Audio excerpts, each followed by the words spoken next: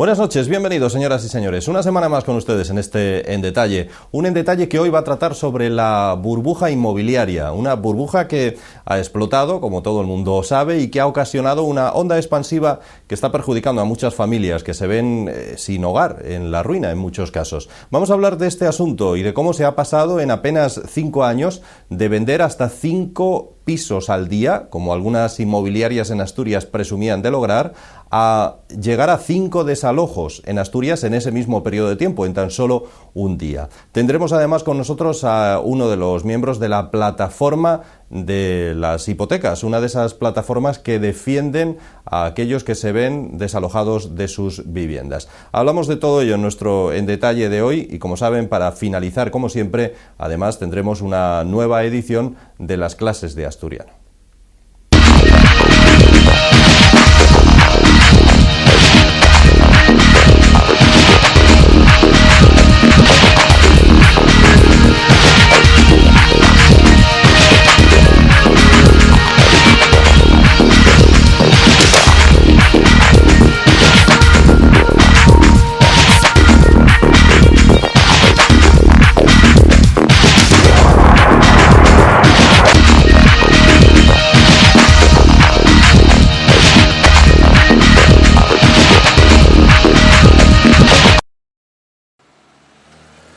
La denominada burbuja inmobiliaria, esa que logró enriquecer a muchos en la primera década de este siglo XXI, ha explotado. Y su onda expansiva ha hecho que con la misma velocidad muchos se hayan empobrecido o incluso hayan quedado sin hogar. La culpa, como en otras muchas situaciones en la vida, no puede ser de una sola persona. La culpa de la situación vivida es de los políticos, que se beneficiaron de la situación de riqueza ficticia creada, de los bancos, que concedían a diestro y siniestro hipotecas más que dudosas, de las constructoras, algunas de ellas ahora en quiebra, cuando durante años vivieron el pelotazo español, e incluso de los ciudadanos que firmaron hipotecas con condiciones leoninas o que entraron en el juego de especular con sus viviendas.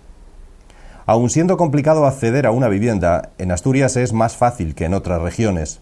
Al menos el gasto medio por hogar en vivienda es de 5.938 euros al año, con lo que los asturianos destinan prácticamente el 27% de sus recursos a pagar el piso que ocupan.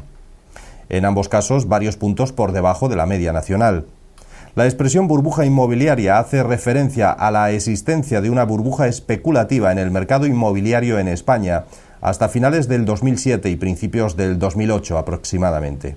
El principal síntoma de la misma fue el incremento anormal de los precios muy por encima del IPC y de las rentas, incrementos que se explican principalmente recurriendo a factores como la falta de suelo edificable, los beneficios fiscales concedidos a la adquisición de viviendas, la inmigración, la especulación y la recalificación de suelos, así como el exceso de crédito. Para los expertos inmobiliarios, uno de los aspectos que más espoleó la compra durante los años fuertes del sector fue la apertura del crédito bajo condiciones de financiación excesivamente generosas, como por ejemplo un valor de tasación del 100% o incluso superior, algo que en estos momentos es prácticamente inviable. Por un lado, cada vez se construía más, y por otro, y a pesar del aumento de la oferta, se producía una elevación sostenida de los precios superior al 10% anual, y llegando en algunos años hasta cerca del 30%.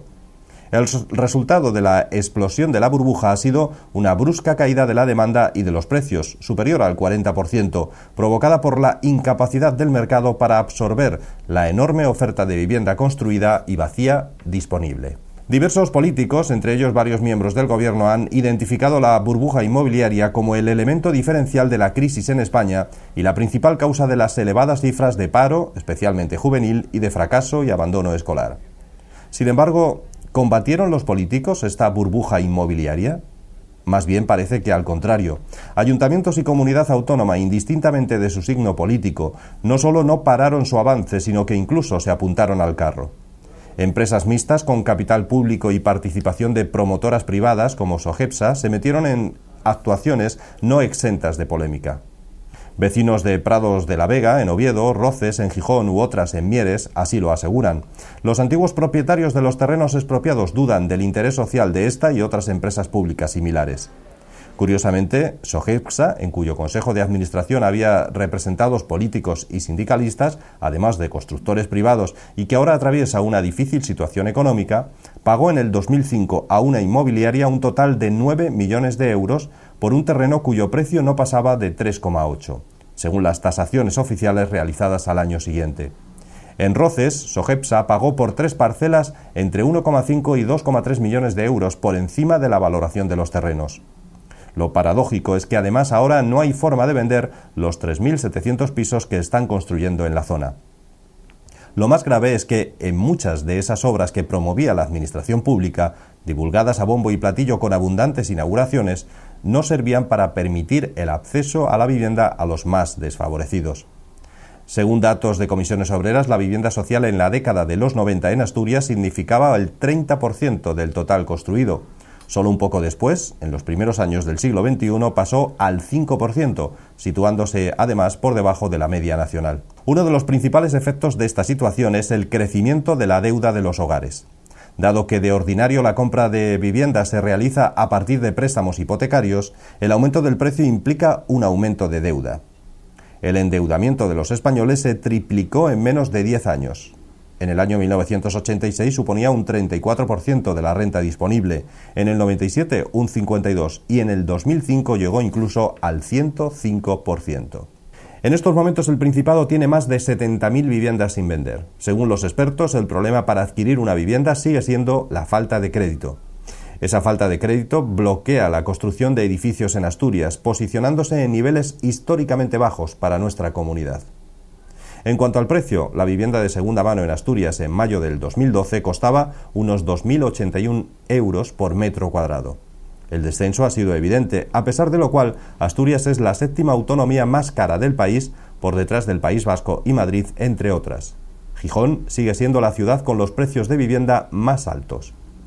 De aquellos polvos, estos lodos. Mientras hace solo unos años en Asturias se producía tan solo un desalojo al día, hoy por hoy esa cifra es de 5 desahucios por impago de la hipoteca o el alquiler diariamente. Esto ha provocado que surjan movimientos sociales como Stop Desahucios, que ya ha logrado parar varios desalojos. Reclaman la dación en pago, es decir, que entregar la vivienda sirva para saldar la deuda hipotecaria con el banco. En buenos tiempos o en época de vacas flacas, como la actual, lo cierto es que el artículo 47 de la Constitución, que establece que todos los españoles tienen derecho a disfrutar de una vivienda digna y adecuada, tendrá muy difícil cumplimiento ahora y en el futuro. Bueno, pues lo acaban de ver. ¿Quién nos iba a decir a nosotros hace apenas 5, 6 años, 4 años incluso, después de ver este vídeo con el que, como siempre, comenzamos nuestro En Detalle, que íbamos a estar en la situación que estamos ahora mismo, cuando había tortas por comprar una vivienda, había compradores de sobra, cuando la vivienda, si te descuidabas en comprarla a la semana, el vendedor te pedía 5.000 o 6.000 euros más tan panchamente. ¿Quién nos iba a decir que íbamos a estar en la situación en la que estamos ahora mismo? Una situación en la que no solo no se vende vivienda, sino que en muchos casos se desahucia a los propietarios. La sociedad se ha movilizado y ha creado asociaciones como la que hoy nos visita para hablar de todo esto de la burbuja inmobiliaria. Nos referimos a la plataforma de afectados por la hipoteca. Podría ser esta, como puede ser también, que está incluida dentro de esa misma plataforma, Stop Desahucios, cualquiera de las que se han creado en definitiva para denunciar eso que hemos vivido estos últimos años, esa burbuja inmobiliaria. Con nosotros está Miguel Ángel García, que es miembro de esa plataforma de afectados por la hipoteca. Miguel Ángel, buenas noches. Hola, buenas noches. Decía yo, ¿quién nos iba a decir a nosotros hace 5 años que íbamos a estar en esta situación? Yo creo que nadie lo creía, ni nadie lo imaginaba. Todo el mundo compraba pisos de forma desorbitada, metiéndose, hipotecándose, porque era el futuro y el ladrillo era la mejor inversión. ¿Quién nos lo iba a decir, no? Hombre, sí que se veía que, bueno, que el ladrillo era la mejor inversión, que hoy comprabas un piso, lo vendías dentro de 2 años y le sacabas 60.000 euros perfectamente, que no tenías ningún problema, Pero bueno, yo creo que sí había algo que se veía, y es que no había pisos para todos. Iba a llegar un momento de que no habría suficientes pisos y que esto tarde o temprano iba a estallar. Yo que, bueno, trabajaba en el sector, lo veíamos, ¿no? Es decir, es que no puede ser. Es decir, los pisos ya estaban vendidos prácticamente antes de edificar. Sí, sobre plano. Sí, sobre plano, totalmente. Y entonces, pero bueno, veías que, y bueno, la manera que se construía, que es otro tema que habría que tratar, pero bueno, estamos con este tema, pero veías eso, ¿no? De que no podía ser, ¿no? Que a pesar de que el gobierno nos decía, no pasa nada, es el comprar viviendas es lo mejor para la ciudadanía, y otros temas que es vivir de alquiler, no, tal, y bueno, además que te daban más facilidades, más barato tener una hipoteca que un alquiler, ¿no? Incluso hoy en día a veces incluso resulta, ¿no? Pero yo creo que dentro del sector y dentro de ciertas voces que ya estaban diciendo, hablando de la burbuja inmobiliaria que iba a estallar tarde o temprano, pero bueno, no se les hacía mucho caso. ¿Quién tiene la culpa de esa burbuja inmobiliaria y de lo que ha pasado? Hombre, vamos a ver, yo creo que todos tenemos nuestra parte de culpa, ¿no? Yo siempre, aunque estamos en la plataforma que trabaja hipotecas, siempre decimos que nosotros tenemos nuestra parte de culpa, ¿no? Porque no puedes ir a firmar una hipoteca y firmarla como quien va a comprar, no sé, un ordenador, ¿no? Es decir, firmarla en media hora sin leerla, sin dar, aunque sí que es verdad que una hipoteca, si uno se pone a leer su propia hipoteca, es un poco complicado, pero bueno. Pero luego, sobre todo, el problema ha sido la especulación que ha habido en este país con el tema de la vivienda, ¿no? Primero, yo creo que los gobiernos, cualquier gobierno que no ha potenciado una política de alquiler y siempre nos ha influenciado para que compremos, porque es mejor poseer, ¿no? que alquilar, ¿no? Incluso en la calle se decía eso, ¿no? Luego, lógicamente, están los que han especulado con el precio, que han sido inmobiliarias, tasadores, los bancos, es decir, es que ibas a coger una hipoteca y regalabántela, pero prácticamente sin abrir una cuenta, sin domiciliar ningún recibo, te abrían una hipoteca, ¿no? Porque, bueno, tenían un tanto por ciento que tenían que llegar a final de mes, ¿no?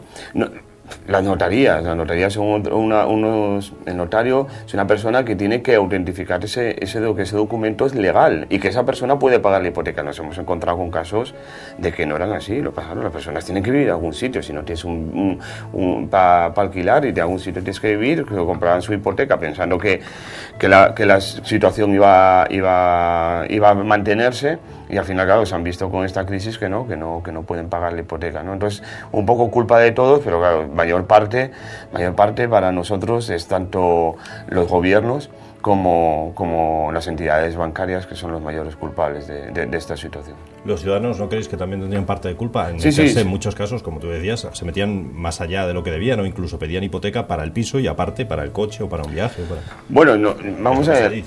Nosotros decimos que sí es verdad que ha habido ese tipo de hipotecas, es decir, se ha habido y lo sabemos, lo hemos visto, pero realmente de las hipotecas que nosotros tratamos en la plataforma, se puede decir que casi el 99% no tienen eso. Sí que hay personas que posiblemente lo hayan comprado, sí, pero de momento no nos estamos encontrando. Conocemos casos, pero ajenos a la plataforma. Pero también es verdad que nosotros tenemos una parte de culpa. Es decir, nosotros no vamos a quitar nuestra parte de culpa, pero no somos los mayores culpables. Depuremos responsabilidad, nosotros tenemos la culpa, pero quien realmente tiene la mayor parte de culpa, vuelvo a decir, son tanto los gobiernos por las políticas que han tenido, como las entidades bancarias por dar hipotecas que se sabía que posiblemente no se iban a pagar, que también es una parte ya del contrato, también está viendo que esa hipoteca no se va a poder pagar, y eso con unas condiciones, hemos visto. Es decir, yo te puedo comentar... ¿Algún ejemplo? Sí, mira, algún ejemplo gráfico. Mira, pues hemos visto casos de hipotecas en el que ha dicho, si un primo tuyo, un familiar, te hace un papel diciendo que estás trabajando, yo te doy la hipoteca. Claro, es irresponsabilidad también de la persona, pero también de la entidad bancaria que te está diciendo eso, ¿no? Hemos tenido casos de que ha dicho, si me firmas la hipoteca, si yo te hago esta hipoteca, si me compras productos del BBVA en el Corte Inglés, voy a decir la entidad, y trabaja con el Corte Inglés, me gasta 6.000 euros en productos del Corte Inglés y yo te hago la hipoteca. Y dices, claro, la persona dice, o sea, yo estoy hasta aquí, necesito vivir, necesito tal, tengo que vivir tal, pues cojo esa hipoteca. ¿Qué pasa? Que ahora con la crisis, esas hipotecas Claro, eran personas que tenían un poder adquisitivo normal. Es decir, si ahora las personas que tenían un poder adquisitivo alto lo tienen más bajo, pues las personas que lo tienen normal lo tienen mucho más bajo, con lo cual no pueden pagar esas hipotecas. Pero ¿por qué dio el banco esas hipotecas? Habría también que ver por qué se las dieron. ¿Por qué? Porque tenían que llegar a unos números al final del mes y si no llegaban no les cuadraban los balances. Y todos sabemos que han dado hipotecas porque sí, porque han querido. Y de aquellos polvos, estos lodos. Claro. Y esa es la situación que nos encontramos ahora. Vosotros llegáis a formar esta plataforma de afectados por la hipoteca por algo. Será porque lo demanda la sociedad, porque hay gente que se ve en una situación muy lamentable, ¿no? Sí, realmente esta plataforma se forma primero en Barcelona, se forma alrededor del año 2008-2009, cuando empieza ya a estallar la crisis y empieza a haber los primeros desahucios. Ten en cuenta que antes de la crisis los desahucios eran, los había, pero eran la mayoría por impago de alquiler. Eran los desahucios, y alguno que se había quedado la persona sin trabajo, pero eran muy pocos, ¿no? Entonces se forma la plataforma y a partir de ahí empieza, a ver que el problema, claro, no es solo de Barcelona ni de Cataluña, es de toda España, ¿no? Y a medida que ha ido avanzando los años de la crisis, pues hemos pasado de tener, por ejemplo, en Asturias un desahucio al día, tener 5 al día. En el resto de España se ha pasado de tener 27 desahucios al día a tener más de 180 desahucios al día que están ocurriendo en España.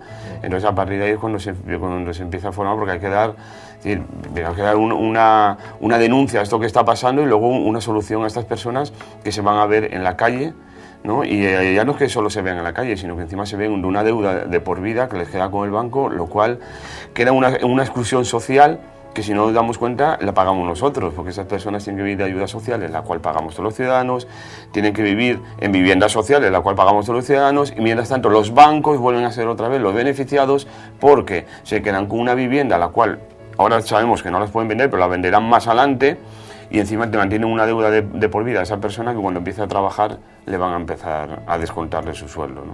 Entonces por eso se crea un poco la plataforma. Y en Asturias ahora mismo decías, se pasa de un desahucio al día a 5. ¿Hay 5 desahucios al día? Hay 5 desahucios al día en Asturias. Estamos contando ahora en desahucios de alquiler, pero claro, hay que tener en cuenta que sí que es verdad que el desahucio de alquiler es un poco más, digamos, más complicado, ¿no?, que el desahucio hipotecario, pero también tener en cuenta que hay muchas personas que se han quedado sin trabajo, que estaban viviendo, tenían su sueldo y podían pagar perfectamente el alquiler, y ahora se encuentran con una situación de que no tienen trabajo, o de que tienen trabajo y encima no están cobrando, ¿no?, como muchos casos que todos, por desgracia, conocemos, ¿no?, o que tienen ERES, o mismamente la empresa no les está pagando y llevan 1 o 2 meses sin trabajar. Entonces, claro, esas personas también se ven en la calle, y a esas personas se queda una solución. Lógicamente, si la persona a la que se lo tienen alquilado no le puede dar una solución, debería ser los ayuntamientos o el Estado que den una solución de habitabilidad a esas personas, ¿no?, que no se ven en la calle. Desde que se forma la plataforma de afectados por la hipoteca aquí en Asturias, ¿qué casos os habéis encontrado? Bueno, la plataforma sale a raíz del 15M, ¿no? Entonces vemos que en Asturias, pues eso, se han ido subiendo los casos y que realmente no estamos llegando a todos los casos que quisiéramos llegar. Entonces se crea la plataforma un poco para dar un poco, un poco de publicidad, entre comillas, al tema, y que la gente contacte más con nosotros, ¿no? Pues hemos encontrado casos de todo tipo, y algunos bastante indignantes. Es decir, por ejemplo, otro caso de hipotecas, nos hemos encontrado con un caso aquí en Oviedo, una vivienda de protección oficial, la cual tiene precio máximo de venta en 69.000 euros, quiero recordar, vendida por 120.000. Es decir, nos hemos encontrado con el caso del BBVA que te comentaba antes, y luego nos hemos encontrado un caso aquí en Oviedo que salió a los medios de comunicación hace poco, era unos 2 o 3 meses, se paralizó el desahucio, poniendo personas delante de la puerta, que es el último prácticamente el último recurso que nos queda, ¿no?, para parar los desahucios, impidiendo que entre el secretario judicial y la policía, ¿no?, a desahuciar a la familia. Bueno, pues este caso es bastante indignante porque resulta que esta familia tenía una empresa de transportes. Hablamos de una familia que son una pareja, una pareja de Oviedo, son sí, ecuatorianos, ¿no? Ecuatorianos con una niña de 4 meses y tal. Y viven en Oviedo. Viven en Oviedo, sí, viven en Oviedo. Entonces es bastante indignante porque te comento que tiene una empresa de transportes, la cual cierra porque hay 3 empresas que le deben 80.000 euros entre las 3. Ellos cierran la empresa, liquidan y a sus 5 trabajadores no les deben ni un céntimo. Lo hicieron todo legalmente y moralmente como se debería de hacer. Pero claro, entre una de estas empresas que les debe 80.000 euros hay una que es de un exconcejal del PP, ahora consejero general de Cajastur, que según nos comenta la familia, José Suárez Arias Cachero, pues le debe nada más y nada menos que cerca de 8.000 euros, ¿no? Entonces ya se nos parece que la propia entidad que quiere desahuciar a esta familia tiene un consejero general que le tiene una deuda con ellos. Bueno, esta persona, pues según nos comenta la familia, sigue trabajando, ha cambiado la razón social de la empresa y sigue trabajando con otra empresa de transporte, dedicándose a lo mismo, mientras que esta familia, aparte de vérsele esta cantidad de dinero, no puede trabajar en lo mismo, a pesar de que a este chico le ha salido trabajo en ello, porque como tiene deudas con la Seguridad Social, las cuales no ha podido pagar, porque entre otros le deben esos 80.000 euros, pues encima no puede trabajar. Pero esta persona que le debe dinero sí puede seguir trabajando. Es decir, creo que las cosas están claras, vamos a empezar todos a dedicarnos a estafar, porque parece que es lo que funciona en este país. Ahora mismo, ¿en qué situación están ellos? Porque se intentó desahuciarlos de la vivienda, echarlos de la vivienda, pero se paralizó, como dices tú, porque un grupo de gente se puso delante de la policía y del secretario judicial. Sí. El 13 de abril se paró el desahucio y ahora mismo tiene fecha de desahucio para finales de junio. Bueno, vamos a ver si conseguimos judicialmente algún tiempo y tal, pero la situación es que la entidad bancaria, Cajastur, entidad que tiene una obra social, ¿no? Sí, como Caja tiene una obra social, vamos a recordarlo, ¿no? No le concede la condonación de la deuda, ni siquiera un alquiler social. Es decir, ni siquiera dentro de su obra social le concede un alquiler social, pues por lo menos para que esta familia no se vea en la calle, porque tienen muy pocos ingresos y tienen una niña pequeña que tienen que mantener, ¿no?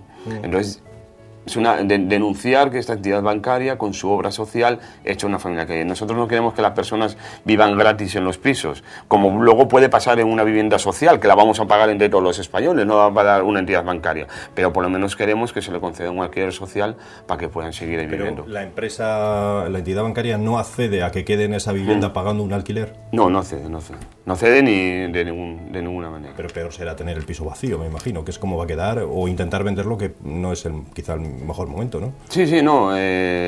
Son políticas que tiene la empresa, no mira hacia las personas, solo mira hacia ellos. Es decir, me gustaría saber cuando se capitalizó Liberbank, ahora Liberbank, llamado Liberbank, de los 2.800 millones de euros que recibió Cajastur, cuánto dinero fue a los asturianos, porque claro, la banca de todos, según ellos, la caja de todos los asturianos, ¿no? Es decir, ha recibido más, solo como Cajastur, 2.800 millones de euros, luego aparte Caja Santander, tal. Esa es la política. Es decir, al final la política de los bancos es mirar el dinero, mirar para ellos, y las personas les importan bastante poco, y claro ejemplo es este, ¿no? Mantener un piso ahí cerrado X tiempo, bueno, pues en vez de tenerlo cerrado, se lo alquilas a esta persona, que encima la persona te lo va a mantener, ¿sabes? Porque ese piso cerrado va a matar.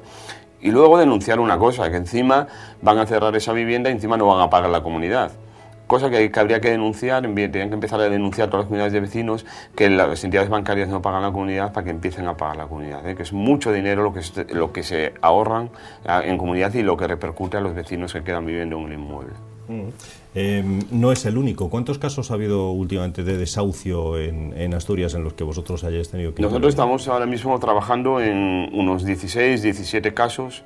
Activos tenemos 3. Y ahora estamos pendientes de un alquiler social, y hay que decir, cuando las entidades se portan, pues hay que decirlo, cuando no se portan, como el Banco Herrero, estamos pendientes de un alquiler social. Hemos conseguido la dación en pago para una una chica con una niña de 14 años y estamos pendientes del alquiler social. Y luego pues tenemos otros casos, bueno, con todas las entidades bancarias. La verdad es que pocas nos quedan por tocar y estamos pues eso, negociando con ellos para que no se llegue a que haya fecha de desahucio. De momento todos tienen o fecha de subasta o ejecución hipotecaria, con lo cual estamos un poco en el trámite de negociación.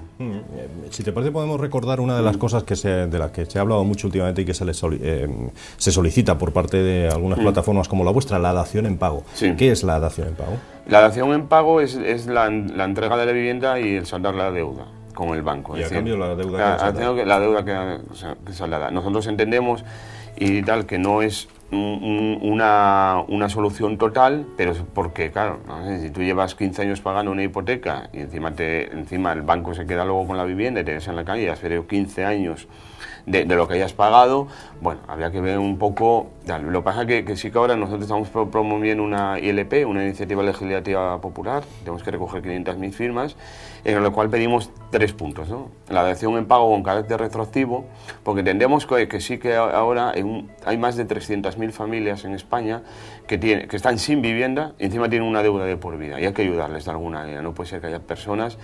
Es decir, el otro día salió en medios de comunicación una señora con 77 años con 3 hijos viviendo en la calle, ¿no? En Madrid. Sí. Entonces, con 3 hijas. Con 3 hijas, sí. Lo recuerdo, sí. Entonces, no se puede permitir eso. Entonces, una dación de pago con carácter retroactivo, porque encima es eso, lo que le comentaba, la ejecución social, ¿no? La paralización total ya de los desahucios por causas económicas ajenas a su voluntad, y siempre que sea primera vivienda, y el alquiler social. Es decir, creo que tenemos que empezar con una política de alquiler social en este país, en que cada día hay más personas que se quedan sin vivienda, cada día hay más parados, con lo cual va a haber más personas que se queden sin vivienda. Entonces, empezar a crear un alquiler social para esas personas que no tienen vivienda y luego crear bueno, esos serían los 3 puntos que se recoge esta ILP y nosotros también aparte, ¿no?, apoyamos lo que tendría que ser un alquiler público de viviendas en este país. ¿Estáis consiguiendo que los bancos cedan y otorguen la dación en pago? Porque eso antes era, imposible y ahora ha habido ya algún caso, ¿no? Sí, hay más casos de los que salen en la prensa, pero como nunca llegan a un juzgado, pues bueno, queda un poco por detrás, entonces son con llamadas telefónicas o comunicaciones entre abogados. Entonces sí, algunos, Banco Herrero hemos conseguido dación en pago, y alguna entidad más se ha conseguido dación en pago. Es complicado y hay entidades que te dicen que no. Es decir, ya tenemos este ejemplo de Cajastur, ¿no? Que realmente no es una dación en pago, es una condonación de la deuda porque ya ha pasado, ya te ha adjudicado la vivienda, pero bueno, más o menos viene a ser lo mismo, ¿no? Pues tenemos casos como Cajastur que nos dice que no y tal, y hay entidades. ¿Por qué? A veces pensamos que también es porque el piso les interesa por algún motivo, ¿no? Hay pisos que, claro, son mejores que otros y la situación es mejor que otra, ¿no? Y entonces les interesa porque piensan o igual claro, le van a dar una salida más rápida, ¿no? Pero también no nos engañemos, es decir, ahora mismo la mayor inmobiliaria de este país son los bancos y no se venden. Entonces, al no vender, no pueden tener tantas viviendas. Entonces, también por su imagen, viendo la que está cayendo, ¿no? Es decir, el ejemplo de Bankia, ¿no? 23.000 millones de euros, cuando nos quitan en sanidad y educación 10.000 millones de euros, ¿no? Entonces, también por lavar, entre comillas, su imagen, también alguno quiere llegar a aceptar esa dación en pago y decir, bueno, por lo menos que las personas vean que somos buenos, entre comillas, ¿no? Iba a preguntarte precisamente sobre ese asunto, por las ayudas a los bancos. ¿Cómo lo veis? Bueno, no nos parece más que indignante. Es decir, mientras que los banqueros se dedican a desahuciar a personas, rescatamos a los banqueros. Es decir, ahora se están promoviendo diferentes acciones que es rescatemos personas y desahuciemos banqueros. Es decir, ya vale. Es decir, creemos que ya vale. Es decir, 23.000 millones para Bankia, como comentaba, recortes en sanidad, en educación, recortes laborales, económicos de todo tipo. Hoy acabo de ver en la prensa que han cerrado 3 centros de salud en Madrid más. Es decir, ¿a dónde vamos a llegar? Mientras que para los bancos y los banqueros sí hay dinero, y mientras tanto para las personas sigue sin haber dinero. Hoy vuelve a salir a la prensa los banqueros diciendo que aunque les ingresen 100.000 millones de euros que les van a ingresar, el rescate, por mucho que Rajoy se impidan decir que esto no es un rescate, es un rescate en toda regla, me gustaría saber qué diría si estuviera en la oposición, pero es un rescate, han dicho que no va a haber crédito, lo acabo de ver hoy publicado en la prensa, ¿no? Entonces, bueno, entonces nos están tomando el pelo, es decir, ya vale, es decir, empecemos a ayudar a las familias que realmente necesitan dinero y vemos que ellos no lo necesitan. Rato se va con 1.600.000 euros debajo del bolso. Botín gana 14.800.000 euros el año pasado y todo así. Consejeros general de Bankia el año pasado por una reunión al mes, que ahí están comisiones obreras, UGT, PSOE, PP, es decir, están todos ahí metidos, se llevan 11.011.000 euros al año. Es decir, es que, a ver, dinero sí hay, pero para lo que ellos quieren, está clarísimo. Es decir, si creemos una banca pública que controle todo esto, nosotros somos partidarios de una banca pública que controle todo esto, y si se tiene que hundir un banco, que se hunda, pero mejor que se hunda un banco que no que se hundan miles o cientos de miles de familias. ¿No es un poco arriesgado legalmente incluso impedir por las bravas un desahucio como habéis hecho y supongo como vais a seguir haciendo? Sí, bueno, claro que lo vamos a seguir haciendo. Hombre, arriesgado sí. Arriesgado sí. Nosotros lo que decimos es que hay un artículo en la Constitución española, que es el artículo 47, en el cual nos dice que toda persona tiene derecho a una vivienda digna. Lo que no puede ser es que el Estado esté permitiendo que las entidades bancarias echen a las familias a las casas sin darles esa vivienda digna, porque vas ahora mismo a asuntos sociales, no hay viviendas, vas a los ayuntamientos y no hay viviendas. Entonces, mientras que esto siga pasando, nos seguiremos poniendo delante de las puertas. También recordar que hay un artículo de las Naciones Unidas en la sección de Economía, firmado por España, en el cual dice que no se puede echar a ninguna persona por métodos violentos de su casa, por cuestiones económicas ajenas a su voluntad. No recuerdo el número, pero bueno, se puede buscar. Entonces, eso está firmado por España. Y estamos viendo desahucios a la fuerza. Es decir, hemos visto uno en Barcelona, no sé si la gente lo recuerda, que subieron los Mossos de Escuadra por una escalera para echar a la familia de su casa cuando no tenían un sitio donde ir, ¿no?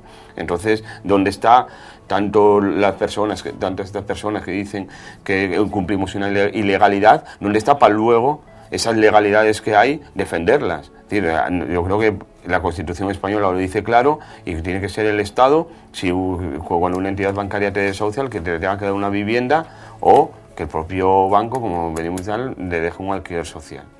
Por último, y ya para finalizar con esta cuestión, ¿qué soluciones proponéis? ¿Qué soluciones hay a todo esto?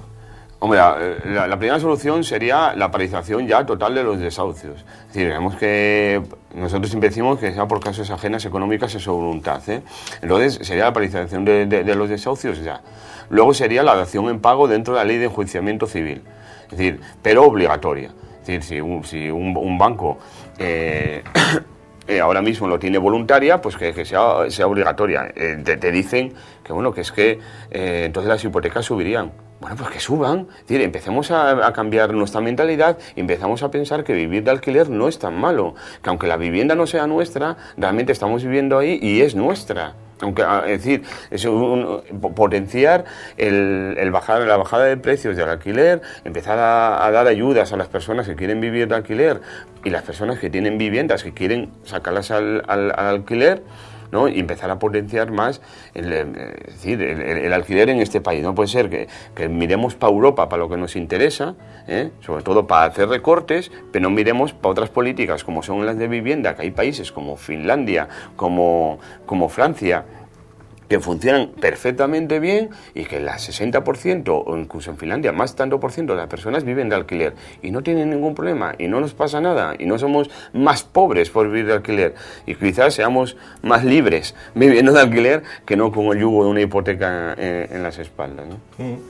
Miguel Ángel García, decíamos miembro de esa plataforma de afectados por la hipoteca. Muchas gracias por estar aquí. Gracias a vosotros. Por explicarnos algunas cosas sobre esa virulenta explosión de la burbuja, porque explosionó y la onda expansiva ha afectado a todo el mundo, ¿no? Sí, ha afectado a todo el mundo, menos a los que creo que debería de haber afectado, que los hay que están todavía frotándose las manos, ¿no? Como son entidades bancarias y muchas constructoras y promotoras de este país.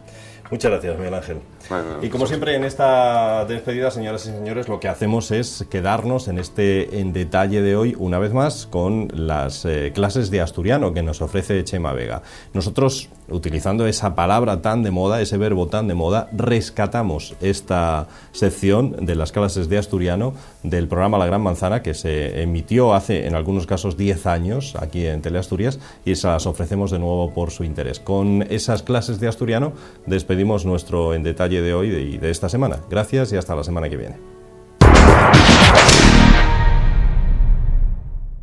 ¿Y la magalla? ¿Qué quiere decir?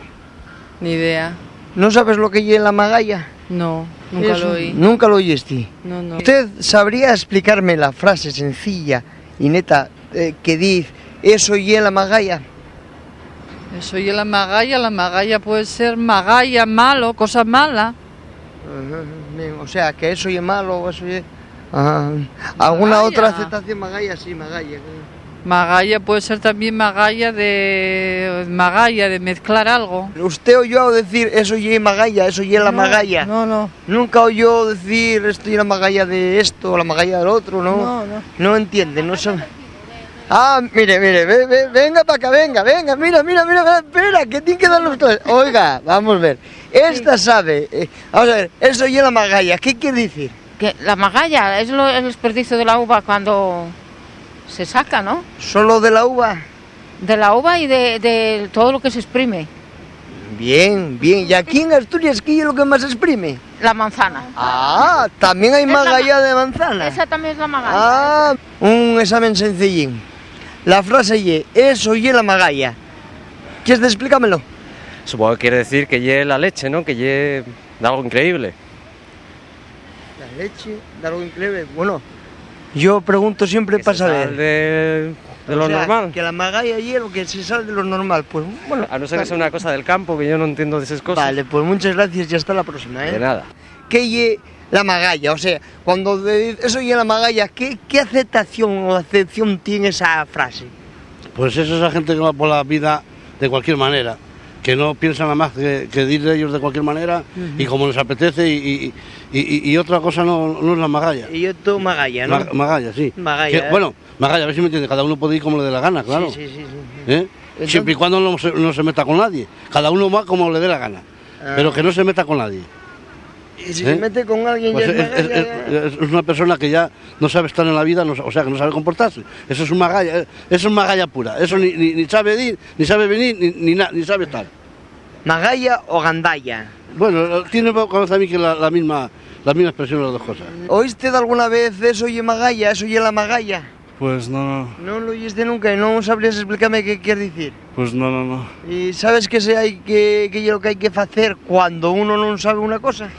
Preguntar, ¿no? O de ir a la clase de bable de Chema Vega en la Gran Manzana. Muchas gracias. Una cosa y la gandalla y otra cosa y la magalla, aunque tengan un punto en común. O sea, ¿quieres decir que una cosa es la gandalla y otra cosa ya diferente la magalla, ¿no? Mira cómo se ríe el trasno. Pero bueno, chica, no sé, se me ocurrió. Ya, sí, bien. Bueno, podemos separarlo, efectivamente, aunque tienen un punto común, ya lo explicamos. La gandalla, gandalla, siente malo, decía en paisano, y muy bien apuntaba a Corigos, decía, bueno, sí, usted dice gandalla, sí. Porque la magalla propiamente los restos que queden después de mallar la manzana. Ajá.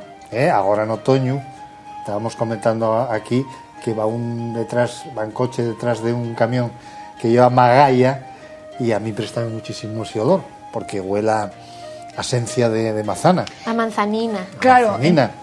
Eso y la magalla. Según entiendo. Propiamente. Queda la sidra y la magalla. Sí, y después, claro, tiene un sentido metafórico de magalla. No, como... pero no es así, es la magalla. O sea, ¿sabes lo que, bueno, lo que sobra? Pero yo creo que lo he dicho bien, la sidra y la magalla. Eso, la sidra y la magalla. Ya, creo que... no sé si estamos en lo mismo, pero casi que nos entendemos. Eso es. Las mujeres entienden fantásticamente y además entendimoslo todos. Yo creo que sobran las palabras. Yo también te quiero. Bueno, pues aquí no hay ni magalla ni gandalla, pero lo que sí hay es, bueno, pues muchas cosines que ir aprendiendo poco a poco en una noche como esta. Y nos vamos a ir a un rincón que yo no sé cómo repetir. Chema, ayúdame. ¿A dónde nos vamos hoy? Vamos a un sitio fronterizo entre Lleón y Ayer, Concello de Ayer. Vamos, aunque sea un día muy malo, vamos a ir al Estorbín. El Estorbín. Al Picu Estorbín. No sé dónde está ese sitio. Pues sí, está en el Concello de Ayer y además agarramos Lugüey seguramente en Turbonau. Una torba en asturiano y una ventisca de nieve, es decir, todo el agua que cayó hoy probablemente en el Estorbín fuera nieve, seguro. Por lo tanto, danos pie a saber el origen del nombre del Estorbín. Estorbín precisamente bien de turbina, de torba, de torbón, de ventisca, de nieve, de sitio, de ventisquero. Pues hoy el mejor día para ir y comprender más que nunca de dónde viene la palabra. A ver cuál es el montañero fino. Claro, yo creí que sube, güey, a... Creí que los de ayer decían, vamos pa' León, lástima que esté ahí el Estorbín. Y los de hoy no dicen nada. Los de ayer dicen Esturbín, cierren más la U, ¿no? Ajá. Y también la gente, los ganaderos de para arriba, llaman Picu Curvil, por aquello de la curvatura, ¿no? Probablemente. El Estorbín. Y es un picu mítico, Ayerán. Un sitio muy guapo, para ir en días como hoy, no. Bien, pues un nuevo rincón asturiano, apuntadito también entre nuestros nombres.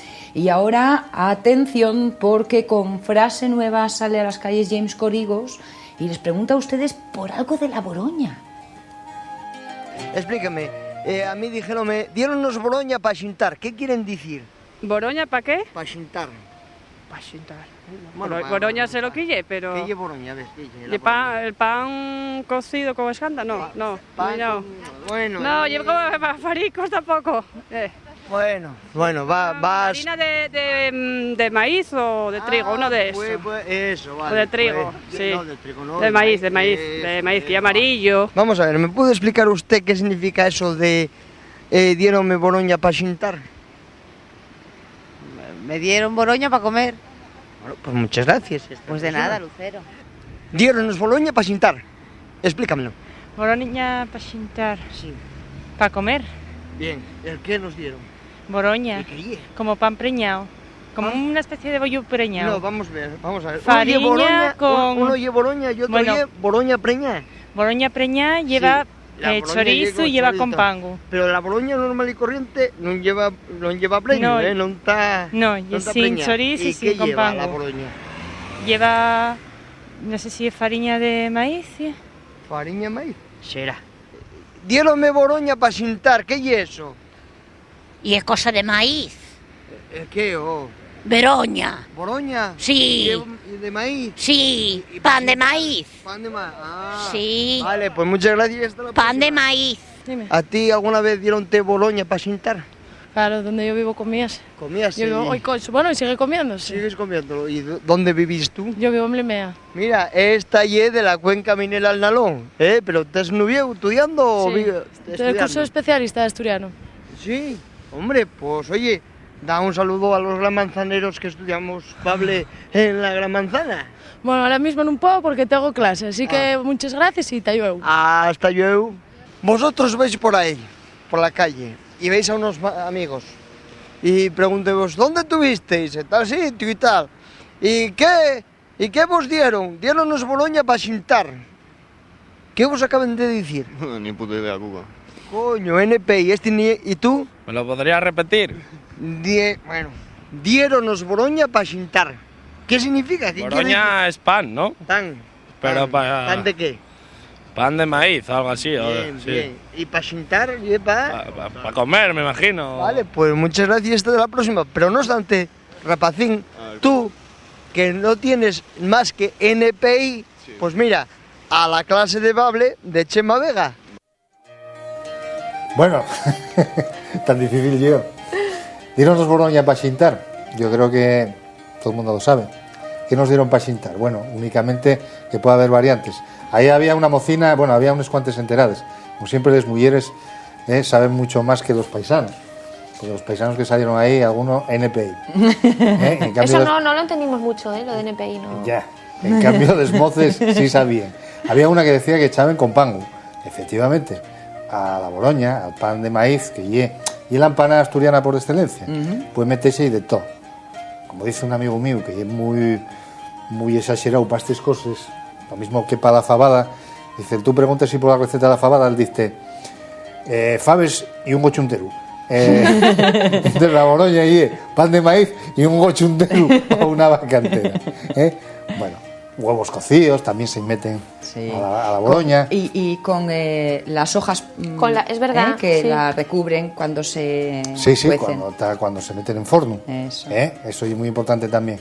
Y también es muy importante que, bueno, dice boroña, dice borona, dice para la zona de Cangas boronchu, pero sabe rica en todos los días. Eso es lo importante, claro que sí. Eso es lo importante. Muy bien, pues bien comidos, bien aprendidos y bien paseados por las montañas de ayer, amigos míos, esta clase de asturiano de hoy ha quedado completita.